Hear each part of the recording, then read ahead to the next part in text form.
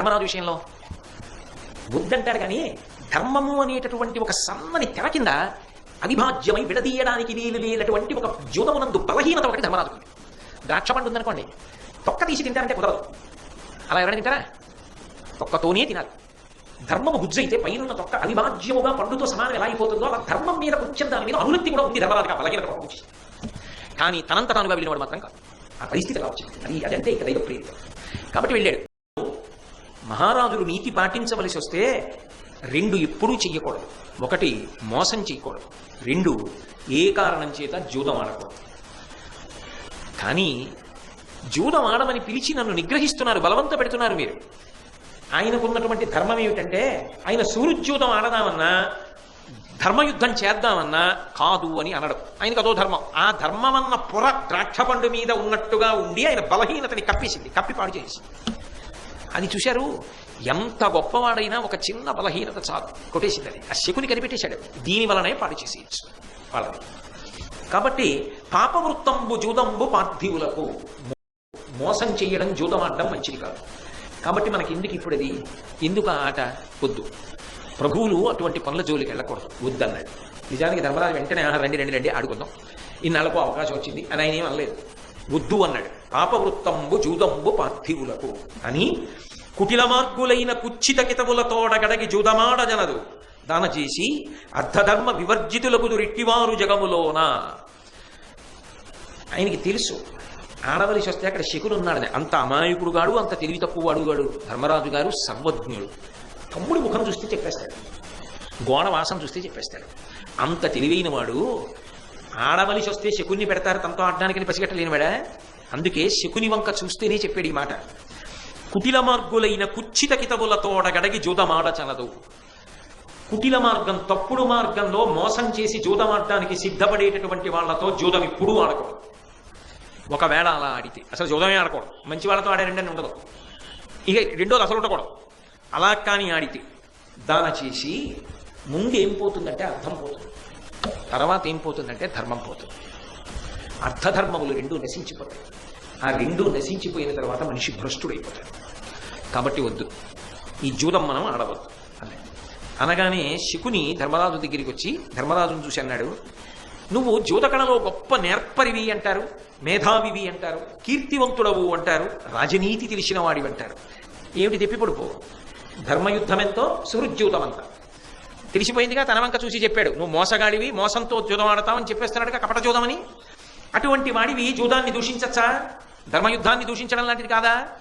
కాబట్టి జూదాన్ని దూషిస్తున్నావే, మోసంతో ఆడేవాళ్లతో అసలు ఆడకూడదంటున్నావే. కానీ నేను ఒక మాట చెప్తాను విను. బలహీనులైన వారలు బలవంతుల నుడుచునప్పుడు బహుమాయల అచ్చలమున చేయుట ఎందునూ కలయదియ. జయంబ కాదే కర్తవ్యమిలన్.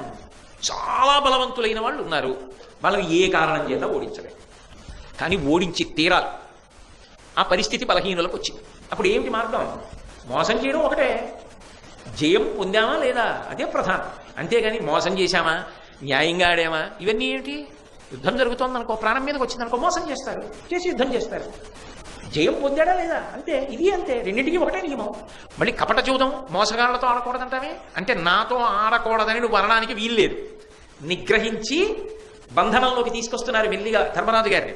ఆ పైన ఉండనే ఉంది, నేను ఎక్కువ వాదించను, జ్ఞాతితో గొడవకెళ్ళను, ఎందుకు వచ్చిన గొడవ, లేనిపోని ఇబ్బందులు వస్తాయి, 13 ఏళ్ల పాటు నేను జాగ్రత్తగా ఉంటాను అని పాపం ప్రతిజ్ఞ చేశాడుగా. రానే వచ్చాడుగా, నలుగురు తమ్ముళ్లతో కలిసి కూర్చున్నాడుగా. కూర్చున్న తర్వాత అప్పుడు ధర్మరాజు గారు ఇంకా జూదం ఆడాలి, తప్పదు. ఎందుకంటే మళ్ళీ చెప్తున్నాను, ధర్మయుద్ధం కానీ సుహృజ్యూదం కానీ ఈ రెండు ఆయన కాదనడానికి వీల్లేదు. ఆయన పెట్టుకున్న నియమమే, కానీ అందులో చిన్న వ్యసనం లేదని అనడానికి మాత్రం అవకాశం లేదు. లేకపోతే అన్ని పోతున్నప్పుడు మళ్ళీ ఎందుకు ఆడకుండా ముందుకు వెళ్ళిపోయాడు అంటే లోపల చిన్న వ్యసనం ఉంది. వ్యసనం ఉండడం ఏంటి? దానికి ఉన్న బలం అటువంటిది, అది లాగేస్తుంది. అది మహా సముద్రం, గంభీరమైన సుడిగుండం అయినప్పుడు అందులో కాలిడితే లాగి పారేస్తుంది అంతే. అది వ్యసనం, అది ఎవరిని ఆపదు. అందులోకి దిగాలే కానీ దిగితే ఈడ్చేస్తుంది. అది ధర్మరాజుని ఈడ్చేస్తుంది. కాబట్టి ఎవరు ఆడతారు నాతో మీలో అని ఎదురుకుండా వికర్ణుడా, వీడా, వాడా, ఎవరో దుర్యోధనుడి తమ్ముళ్ళని చూపించి దుర్యోధనుడా ఎవరు ఆడతారని అడిగాడు. అడిగితే దుర్యోధనుడు అన్నాడు, నీతో ఆడేవాడు శకుని, పందెం వేసేవాడిని నేను. ఎక్కడైనా ఉంటుంది ఆ లోకంలో. శకుని ఆడతాట, పందెం ఈయనేస్తాట, శకుని ఓడిపోతే నేను ఇచ్చేస్తానని. శకుని గెలిస్తే నావెవరిని అంటే మళ్ళీ ఆటలో ప్రతినిధి తను ఆడడం. ఎందుకని మోసంగా జూదం అంటే రాదు దుర్యోధనుడికి, ఆ కపట జూదం వచ్చిన వాడు శకుని ఒక్కడే. అందుకే అసలు అది ఆడుతున్నప్పుడు పాచికలు ధర్మరాజు గారి చేతిలోకి వెళ్ళాల, ఒక్కసారి కూడా ధర్మరాజు ముట్టుకోవాలి. పందెం మొదట మొదలెట్టిన వాడు శకుని, ఆఖరణ పందెం ఇంకా మళ్ళీ వేయడానికి వెళ్తే కదా ఈయన చేతికి పాచికలు మొత్తం పోయినవాడు ధర్మరాజు. కాబట్టి ఆ భీముడు ఆక్రోశం చెందాడు. వెంటనే అర్జునుడు ఒక మాట అన్నాడు, ధర్మతనూజుండు ధర్మము తప్పిన ధరణీతలంబెల్ల తల్లడిల్లు తగిలి సుహృద్యూత ధర్మయుద్ధములకు పరులచే పిలువంగబడి విభుండు గడగక విముఖుండుకా చనదని శుభక్షాత్ర ధర్మంబు లోకంబునందు నిలిపే దాన్ ఇది ప్రతి నెరమియే దైవ వైపరీత్యం పైన వనరదగునే కురుల ధర్మపరుల కోపించి ధీనులతిక్రమిత్తురే తదీయ నిత్య ధర్మ గౌరవం బధార్మికులగుచున్న పరుల చేత చెరుపబడి అనిట్లు. అడుగుతాను, ధర్మతనూజుండు ధర్మము తప్పిన ధరణీతలంబెల్ల తల్లడిల్లు. నిజంగా ధర్మరాజు గారి ధర్మం తప్పిపోతే ఈ భూమి అంతా ఆక్రోశించిపోతుంది. ఆయన ధర్మం తప్పుతాడా? ఆయన ధర్మమునందు అంతర్భాగంగా 2 నియమములను పాటించాడు. తగిలి సుహృద్యూత ధర్మయుద్ధములకు పరులచే పిలువంగబడి విభుండు కడకక విముఖుండుకా చనదని శుభక్షాత్ర ధర్మంబు లోకంబునందు నిలిపెదాన్ ఇది పతి నేరమియే. ధర్మయుద్ధానికి ఎవరైనా నన్ను పిలిచినా, సుహృద్యూతానికి పిలిచిన, సుహృద్యూతం అంటే ఏమిటి? స్నేహంగా ఆడుకునే జ్యూతం. పరమస్నేహంతో ఆడుకుందాను రండిని పిలిచిన, ధర్మయుద్ధానికి పిలిచిన నేను కాదనను అని ధర్మరాజు గారు ప్రతిజ్ఞ చేసి ఉన్నాడు. అవి 2 ధర్మమునందు అంతర్భాగము అని ఆయన విశ్వసించాడు. కాబట్టి సుహృద్యూతాన్ని తిరస్కరించలేక తానన్న మాట తాను నిలబెట్టుకోవడానికి అలాగే ఆడవలసి వచ్చింది. కానీ ఆయన ఏది ధర్మంగా స్వీకరించి నిలబడ్డాడో దాన్ని ఆయన బలహీనతగా మార్చి కపటద్యూతంలో దాయాదులు మన సామ్రాజ్యాన్ని అంతటినీ హరించి అవమానముల పాలు చేస్తున్నారు. దోషం ఎటువైపు ఉన్నదో దాన్ని విచారించడం మానేసి అన్నగారు మహాధర్మాత్ముడైన వాడిని నువ్వు తప్పు పట్టుకుంటున్నావు. కాబట్టి ఇది పతి నేరమియే. ఇది ధర్మరాజు గారు చేసిన తప్ప. ఆయనే రహస్యంగా చేశాడా? ఎవరికి తెలియకుండా వెళ్ళి చూడమాడా? కాబట్టి దైవ వైపరీత్యం పైన వనరతగునే. ఇదొక దైవ వైపరీత్యం, ఏదో పెద్ద సందర్భం జరగాలి. ఇక కురుపాండవుల మధ్య ఎట్టి పరిస్థితుల్లో సయోధ్య జరగకూడదు. అందుకు జరిగిన సందర్భం దైవం చేసినటువంటి విషయం. గురుల ధర్మపరుల కోపించి ధీరులు అతిక్రమింతురే. పెద్దల్ని అలాగే ధర్మాత్ములైనటువంటి వాళ్ళ మీద ఎవరిష్టం వచ్చినట్టు వాళ్ళు కోపించి మాట్లాడటమే అది తగినటువంటి విషయమే.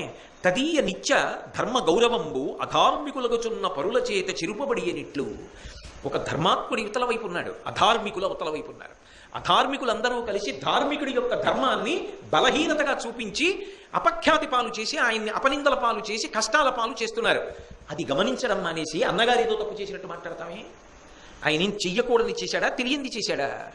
చాలా జాగ్రత్తగా పరిశీలనం చేయి, ఆయన ఇందులో చేసిన దోషం లేదు అని అర్జునుడు ధర్మరాజు గారిని సమర్థించి మాట్లాడాడు. కానీ